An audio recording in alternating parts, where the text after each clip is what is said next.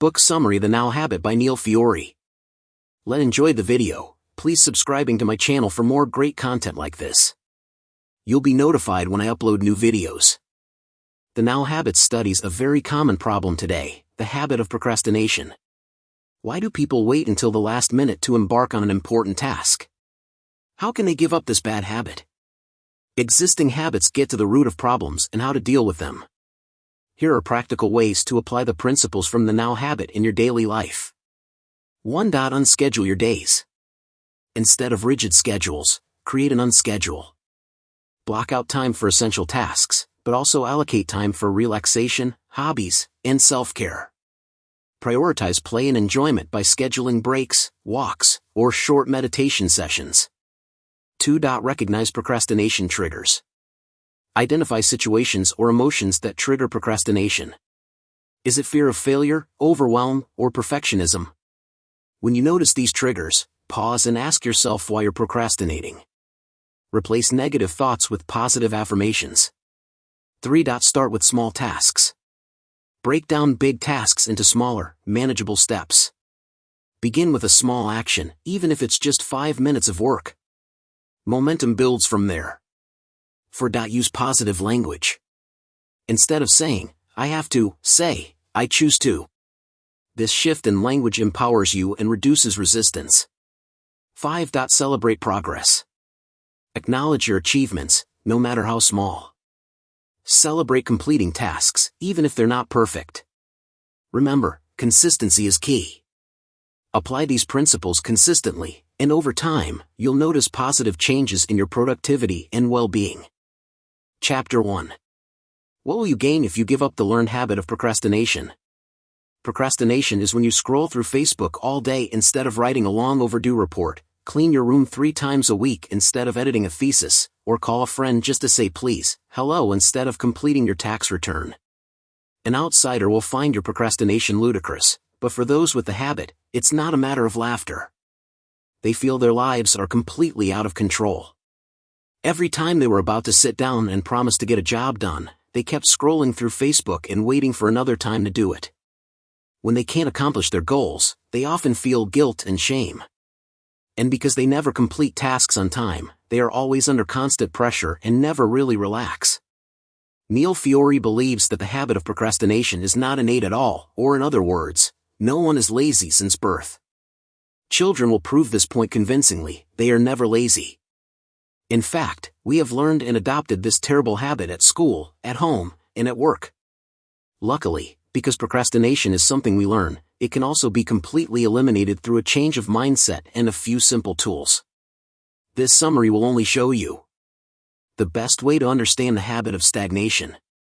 When 2 horses pull together, the pulling force will be stronger than the total force of the 2 separate horses.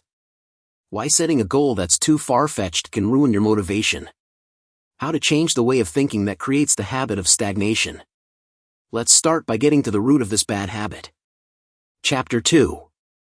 Procrastination is a way to escape the fear of failure. Most people are used to procrastination. While this is a very common problem, it is also associated with certain circumstances. We often procrastinate at work. That's when we have to do some tasks like write a report, hold a conference, or prepare a speech. These tasks are all very important and should not be part of your daily routine. You won't hesitate to take a shower or respond to a colleague's lunch invitation, but you will always put off preparing an important speech. In fact, the things people procrastinate often have 3 characteristics. First, when you want to do a good job so that you can meet the expectations of yourself and others. Second, you find the job boring. For example, starting to write the first page or finishing a PowerPoint is very boring and completely unmotivated to do. In the end, what makes a good job is vague. You don't know how to give a good presentation, write an impressive report, or meet the expectations of others. What is good? How good is enough? And what if you put all your energy into a project and failed? When faced with such tasks, we are forced to choose between 2 things. If you start working, which means you've spent your time on useless things, you will most likely fail and feel frustrated with yourself and others. If you refuse to do it, you will avoid boredom, and of course, fear of failure. So what will you choose? Most people will opt for the latter and put off that uncomfortable task. And in a way, that means, you learn that procrastination, at least temporarily, can help you avoid boredom and fear of failure. Chapter 3. We are taught how to hate work and fear failure. Parents and teachers both believe they understand why kids are always stagnant. It's definitely their laziness. And kids need discipline, rewards or punishments to stop being lazy. Is it right to apply stricter punishment to children who do not work hard? No, the way adults understand procrastination is completely wrong. In fact, there are many examples that can prove that no one is lazy or lacks effort from birth. Let's consider the things people really want to do, like playing soccer, reading a book, or going out for coffee with friends. Do they need motivation to do those things? In fact, everyone has a few things they can do right away without discipline or reward. It is quite interesting that, before being educated, children never hesitate. When they do, they never judge their actions or wonder what people around them think of them. According to extreme perfectionism, a person's work results should reflect his or her worth. Why do we learn the habit of stagnation in adulthood? What is different from trying to get the job done? First of all, as children, we learn in school that working is boring. It is the exact opposite of having fun. We often hear our parents remind us, "I'm sorry, but this afternoon you have to do your homework, not go out to play." And if you do not obey, you will immediately be threatened not to watch TV at night. Second, we are wrongly imbued with perfectionism. We are very aware that we must do our best work, or else people will think that we are not working hard enough. This will lead to unrealistic ambitions. If someone thinks things are either for the best or not at all, no one will be able to live up to their expectations. So it's completely understandable that people find jobs boring. On the one hand, we think they're boring and tasteless. On the other hand, we learn that anything that isn't the best is unacceptable, so we're more likely to fail. Fear of failure, extreme perfectionism, and fear of illusory goals hold people back from reaching their goals. Chapter 4. Our self-esteem is closely related to our performance, and procrastination helps protect it. Everyone wants to be appreciated by the people around them. If we don't work, we usually don't have to deal with being made fun of or looked down on. In fact, people have many ways to combat threats to their self-esteem. In the West, people think that there is a strong correlation between self-esteem and job performance. We are taught from a very young age that only through hard work or career success can we become valuable ourselves. People appreciate doctors, directors, or professors. They look down on those who are poor or unemployed and believe that it is because they have not worked hard enough and that they are undervalued. Since they learn that work is the main root of self-esteem, it is completely understandable that people will gradually instill extreme perfectionism. For those who feel self-worth, they must work hard to meet their own high expectations. Of course, not everyone can succeed in their field, so everyone will use their own tactics to protect their self-esteem from failure.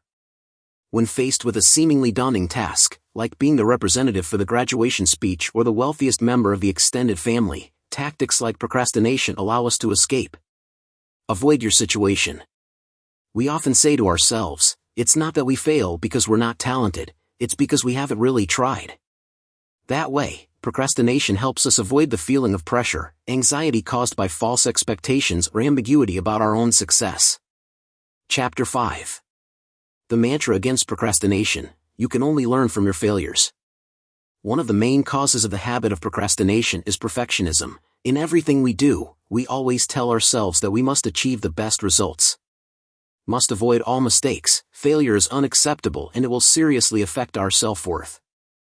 Under extreme pressure, we often lock ourselves in and do nothing instead of facing the challenge. We procrastinate by surfing the internet, sorting through our stamp collection, or doing a few errands we consider urgent.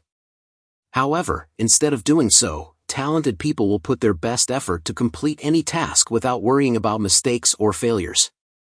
If they stumble, they will quickly pick themselves up and keep trying. As long as it's not for tasks like defusing an atomic bomb or swimming across the Atlantic coast, this method is always useful. On the contrary, if you don't try, you will never be able to make progress. Only those who persist in doing it over and over can improve their skills. So how do people with the habit of procrastination act? When faced with fear, they keep quiet and avoid work. They believe that the best way is to succeed the first time, and all other results are failure and will seriously damage self-worth. But they forgot that all great works, from Picasso's paintings to Thomas Edison's invention, began with a series of failures and foolish attempts. We should understand simply, failure is an essential part of learning, so those who do not fail will never be able to learn anything. Chapter 6.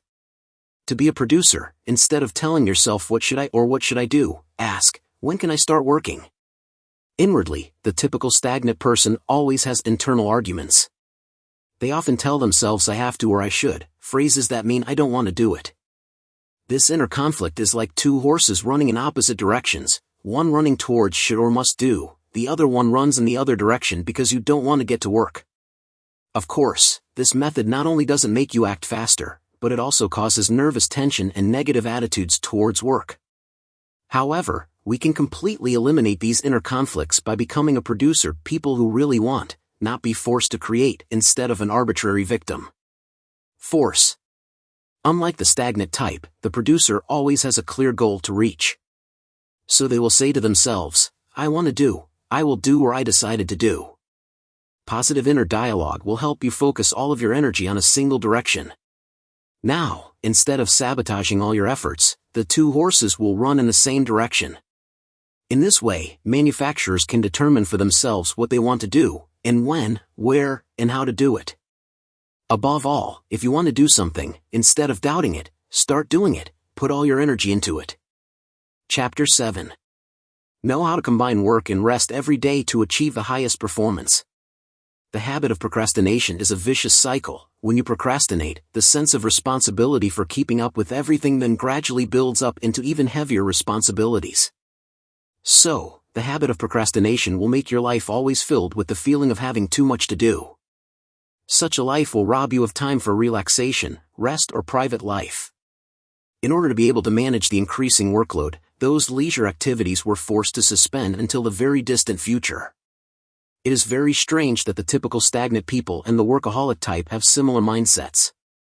They all think they have so much to do that they don't have time to rest. They are always pushing themselves, never really relaxing or rewarding themselves for their achievements. As a result, they spend the whole day engrossed in their work or feeling guilty about not working. Instead of acting like this, manufacturers always devote a certain amount of time to their personal life, healthcare, or spiritual relaxation. Successful people often understand very well the importance of relaxation and entertainment. Therefore, they often take a break and reward themselves for their achievements as a way to recharge to be productive again.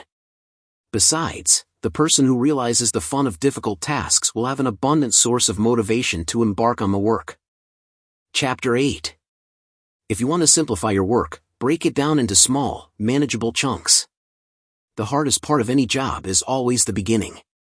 People who procrastinate understand that once they start working, they'll likely have to write an entire report. So they choose to take the time to open and close documents, check their personal Facebook or clean the kitchen, open the document half an hour later, and repeat the process. But why is it so difficult to get started? Because the tasks are often so overwhelming that we cannot see any hope of solving them. This is especially true of vague goals about the distant future, such as get a good degree or learn how to play the piano. Such goals are not only ineffective but also make us more discouraged. You keep working with the expectation that one day you will achieve that huge goal. Despite these far-fetched goals, we often procrastinate and do the things that bring us quick success, like checking email or scrolling through Facebook. So what is a simple strategy to eliminate this tendency? Break tasks down into small, manageable tasks that can be quickly checked. If a task can be completed in just half an hour, you should be able to easily find the motivation to start the task. And once you complete it, your biggest reward is a sense of success, which gives a sense of ownership. In addition, you can strengthen your motivation by doing simple things that receive corresponding rewards, such as allowing yourself to take a break. So don't try too hard to do anything too big, focus on how to start with the simple tasks and put the illusory destinations aside. For example, instead of counting the pages of War and Peace, start reading it for half an hour. Instead of saying, this is a big and important task, say, I will start with the smallest step. Chapter 9. To be most productive and comfortable, try no planning. To make your weekly work lighter and more productive, try unscheduled time management. The main purpose of this method is to create a lot of short time, about 30 minutes, highly focused in your working day instead of 10 hours of continuous work but always distracted, interrupted. This way, you not only get more done, but also have more time to relax. The specific method is as follows. Choose one thing from among the important tasks you have to get done, give it a time limit of 30 minutes, and focus on doing it in those 30 minutes. After each cutoff period ends, add one more time to your schedule. At the same time, you also make a list of relaxing activities like going out to lunch with friends, going for a walk or going to the movies. Unlike regular work scheduling, you schedule leisure activities, not work. It will build a useful framework for allocating your work time. Through this method, we will realize two things. First, life isn't just about work. Everyone deserves to experience other fun, relaxing things outside of work.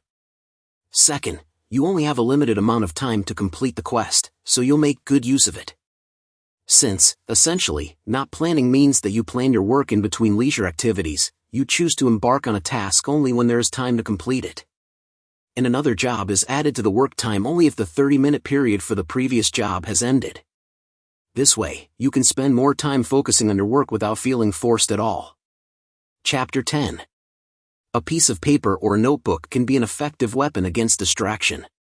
There are many things that can keep you from focusing on work. For example, suddenly you come up with a very cool idea that you feel you must immediately explore or share it with friends. Or suddenly you remember an important task that you will most likely forget if you don't do it right away. Or when a close coworker says hello or reminds her of the report you promised to send her by the end of the week. And there are many more things like that. All those distractions are hard to avoid, ideas will always pop up in your mind, and the gossip ladies at work will always come to you to gossip unless you lock the door. Workroom. To get around this, all you need to do is simply keep something on hand that can catch the unexpected distractions. Quickly grab a nearby piece of paper or notebook and jot down whatever comes up that's bothering you, then get back to work quickly. Once you're done with your unfinished task, go back and review what you just wrote down if it's urgent or necessary. You will be surprised at how effective this method is. Conclusion. Laziness is not an inborn disease. In fact, the habit of procrastination is built from a negative attitude towards work at a young age. Since this bad habit is something people learn, we can completely get rid of it by changing our mindset.